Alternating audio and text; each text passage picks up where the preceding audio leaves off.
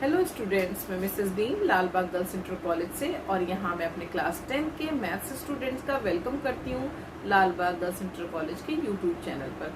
तो स्टूडेंट्स, जैसा कि हमारा मैथ्स सब्जेक्ट में लेसन 4 चल रहा था द्विघात समीकरण, उसी को कंटिन्यू करते हैं और उसी कंटिन्यूशन में आज हम लोग द्विघात समीकरण के शून्यांक और द्विघात समीकरण के मूल निकालना सीखेंगे। तो स्टूडेंट्स चले। स्टूडेंट्स, जैसे कि आपको पता है कि हम लोगों ने इसी क्लास में ही लेसन 2 में द्विघात बहुपद के बारे में पढ़ा। जब हम द्विघात बहुपद के बारे में पढ़ चुके हैं तो इस वाले टॉपिक को, जो कि द्विघात बहुपद के शून्यांक और द्विघात समीकरण के मूल में, आपको ज़्यादा प्रॉब्लम नहीं होगी। हमने द्विघात बहुपद का मानक रूप पढ़ा था ax² + bx + c, और द्विघात इसी मानक रूप से हमने द्विघात समीकरण देखा ax² + bx + c = 0। यहाँ पर जो a यानी x² का जो कोफिशिएंट यानी गुणांक है वो कभी भी 0 के बराबर नहीं होना चाहिए। अब यदि हमने मान लीजिए कि इसी द्विघात समीकरण ax² + bx + c के दो मूल निकले, क्योंकि जैसा कि हम जानते हैं कि जैसे द्विघात समीकरण होगी तो दो मूल होंगे, त्रिघात समीकरण होगी तो तीन मूल होंगे। यहाँ पर दो मूल हुए होंगे इस द्विघात समीकरण के, अल्फा और बीटा। तो अब हमें इनका यदि योग निकालना होगा, ये हम सब लेसन 2 में भी पढ़ चुके हैं, बस जल्दी जल्दी मैं रिवाइज कर दे रही हूँ। तो अल्फा प्लस बीटा का जब योग करेंगे तो क्या होता है, x का गुणांक बटे x² का गुणांक, यानी कि -b/a। ये फॉर्मूला एक तरीके से बन गया। और मूलों का गुणनफल क्या होता है, c/a, यानी जो अचर पद होता है, और अपॉन क्या हो जाता है, x² का गुणांक। सो ये हम लोग सब पहले ही अध्याय 2 में पढ़ चुके हैं, लेसन 2 में। इसके हिसाब से द्विघात समीकरण क्या बन गया, x² - मूलों का योग इंटू x प्लस मूलों का गुणनफल = 0, यानी कि x² माइनस मूलों का योग मतलब alpha plus beta into x plus मूलों का गुणनफल यानी कि अल्फा इंटू बीटा = 0। क्लियर है? ये सारी चीज़ हम लेसन 2 में भी पढ़ के आए हुए हैं। और हमने अब देखना है एक चीज़, संयुग्मी मूल यदि बारे में बात करी जाए तो संयुग्मी मूल क्या हुआ कि जैसे मान लीजिए एक मूल है की पेयरिंग है, मान लीजिए √2 + 1, तो इसका संयुग्मी क्या हो जाएगा, √2 - 1। या एक आपका मान लीजिए 3 + √5 है, तो इसका संयुग्मी क्या हो जाएगा, 3 - √5। या 3 - √5 है तो इसका संयुग्मी मूल क्या हो जाएगा, या रूट क्या हो जाएगा, 3 + √5। तो ये आपके संयुग्मी मूल होते हैं। इनके बारे में हम डिटेल में लेसन 2 में भी पढ़ चुके हैं, थोड़ा सा मैंने आपको बता भी दिया। तो स्टूडेंट, सीधे हम लोग किस पे आ जाते हैं, सवालों पर आते हैं कि इस एक्सरसाइज में आपको किस तरीके के सवाल आएंगे। क्वेश्चन जैसे मैंने सामने आपके लिखा है 6x² - x - 1 = 0, और बोल दिया जाए कि इस दी गई द्विघात समीकरण में मूलों का योग और गुणनफल बताइए। तो सबसे पहले जो समीकरण दी जाएगी बच्चों, उसमें हम क्या करेंगे, व्यापक समीकरण ax² + bx + c = 0 से तुलना कर लेंगे। तुलना करने पर हमें a पता चल जाएगा, b पता चल जाएगा और c पता चल जाएगा। जब a b c पता चल जाएंगे तो सीधे सीधे हम फॉर्मूला पुट करने वाली बात करेंगे कि मूलों का योग निकाल दिया, तो मूलों का योग = -b/a होता है, उसमें वैल्यूज रख दी। और मूलों का गुणनफल आपको पता है c/a होता है, उसमें वैल्यू रख दी, एंड आंसर आ जाएगा। तो देखिए करके भी मैं दिखा देती हूँ इसको। तो देखिए इस तरीके से जो भी मैंने आपको पूरा बताया, आप इसे ऐसे कर सकते, तुलना कर ली, योग का फॉर्मूला लिख दिया, गुणनफल का फॉर्मूला लिख दिया, वैल्यूज रख दी और आंसर आ गया। तो इस तरीके के सवाल तो आप इस कर ही लेंगे। कोई भी तरीके का सवाल आएगा तो आपने सीधे सीधे तुलना करनी है व्यापक समीकरण से, और a b c के मान निकाल लेने और फॉर्मूला के अकॉर्डिंग उसमें रख देना है। एक क्वेश्चन ऐसा भी आ सकता है कि पूछा जाए कि अब द्विघात समीकरण ज्ञात करो या द्विघात समीकरण बनाओ। अब देगा नहीं, द्विघात समीकरण आपको बनानी पड़ेगी, और इसमें आपको मूल दे देंगे कि -3 और 1/3 हैं। तो जैसा कि हमें बच्चों पता है कि द्विघात समीकरण में कितने मूल होते हैं, 2। Very good. तो पहला मूल है -3 यानी कि अल्फा। क्लियर। और दूसरा मूल है 1/3 यानी कि बीटा, क्योंकि हम लोग कहते हैं ना माना दो मूल अल्फा और बीटा है, तो इस तरीके से कर लिया। हमें बनानी है द्विघात समीकरण। अभी हमने जब स्टार्टिंग करी थी तो द्विघात समीकरण का आपको फॉर्मूला दिखाया था। द्विघात समीकरण का फॉर्मूला x² माइनस मूलों का योग इंटू x प्लस मूलों का गुणनफल इज इक्वल टू 0। हमें इस फॉर्मूले के ही थ्रू द्विघात समीकरण निकाल सकते हैं, लेकिन उससे पहले हमें क्या पता हो, मूलों का योग और मूलों का गुणनफल। तो हम पहले मूलों का योग निकाल लेंगे -3 और 1/3 से, और फिर मूलों का गुणनफल निकाल देंगे -3 और 1/3 से। मूलों का योग alpha plus beta is equal to -b/a।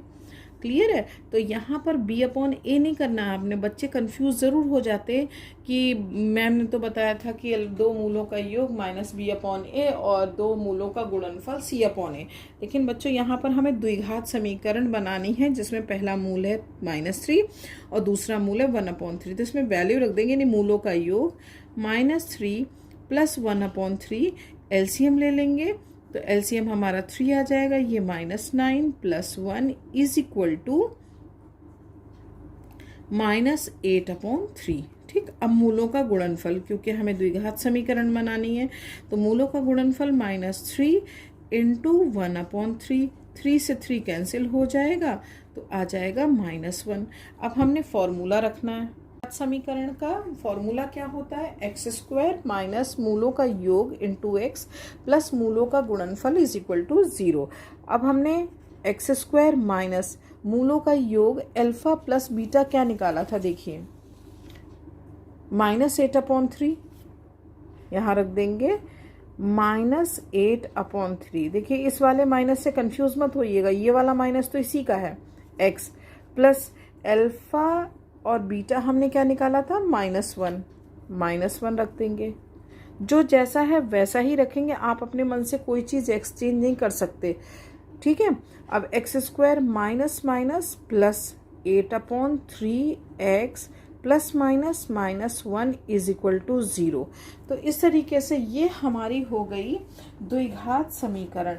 लेकिन इसको हम थोड़ा सा और अच्छा भी बना सकते हैं। यदि पूरे समीकरण में हम 3 से मल्टीप्लाई कर दें तो ये हो जाएगा 3x²।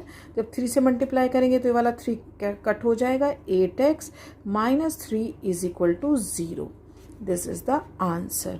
तो बच्चों अब हम किसी भी दिए गए दो मूल के द्वारा एक द्विघात समीकरण भी बना सकते हैं। तो ऐसे जहाँ कहीं भी सवाल मिल जाए तो आप लोग कर लीजिएगा। क्लियर है। कभी ऐसा क्वेश्चन आ जाता है, बच्चे होता कुछ भी नहीं है लेकिन बच्चे कंफ्यूज हो जाते हैं और निकालते निकालते घंटों लग जाते हैं। है कुछ नहीं, लेकिन इसको थोड़ा सा आपके माइंड में डालने के लिए मैं इस क्वेश्चन को भी ले रही हूँ आप लोगों के लिए।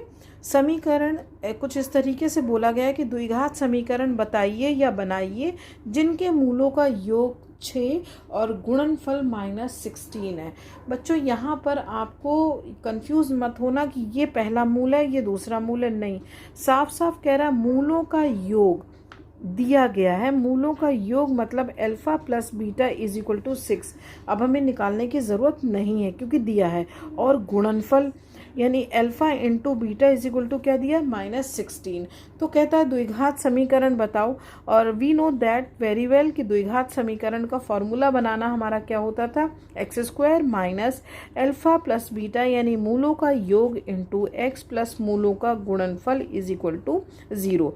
वैल्यूज पुट कर देंगे, -6x plus -16 is equal to 0। इसका मतलब हुआ x² minus 6x minus 16 is equal to 0 answer. तो बहुत छोटा क्वेश्चन है बट जनरली बोर्ड में ये पूछ लिया जाता है। तो इस तरीके से आप हर एक क्वेश्चन के डिफरेंस को समझिएगा। ठीक है बच्चों। इस तरीके के भी सवाल स्टूडेंट्स पूछे जा सकते हैं आपको कि आपको एक द्विघात समीकरण दे दे, जैसे कि दी गई है कि द्विघात समीकरण 15x² minus 7x plus 3 is equal to 0 है। तो कह रहा है ना मूल दिए हैं ना कुछ दिया, बस ये कह रहा है कि इनके मूलों के व्युत्क्रमों का गुणनफल ज्ञात कीजिए। मूलों के व्युत्क्रमों का गुणनफल तो ज्ञात तो हम तब करेंगे बच्चों जब हमें मूल पता होंगे। तो मूल पता करने के लिए कैसे निकालते हैं देखते हैं। अब यहाँ पर पहला मूल हमने कहा अल्फा और दूसरा कह दिया बीटा।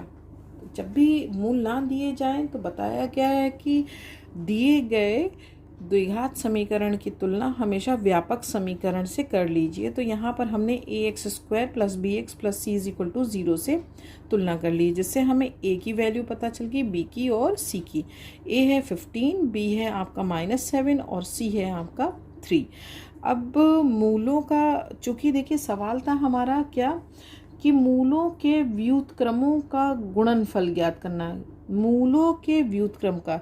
तो व्युत्क्रम का गुणनफल करना है, तो देखा जाए हमें मूलों के योग की आवश्यकता नहीं है। तो ऐसे में आप कभी भी मूलों का योग मत निकालिए, मूलों के व्युत्क्रम का गुणनफल, तो गुणनफल निकाल लीजिए। मूलों का गुणनफल क्या होता है, c/a। तो c की वैल्यू आपकी 3 है, a की है 15। ठीक है, ये निकाल लिया हमने।